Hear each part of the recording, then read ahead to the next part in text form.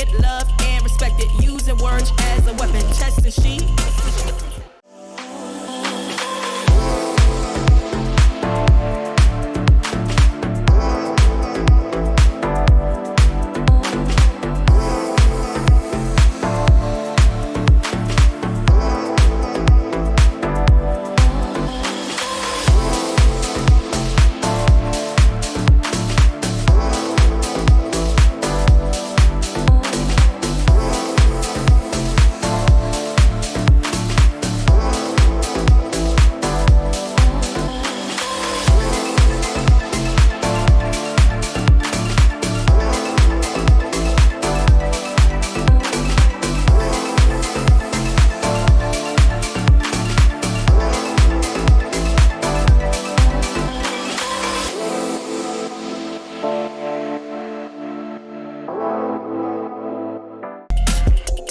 Loved and respected, using words as a weapon, testing she.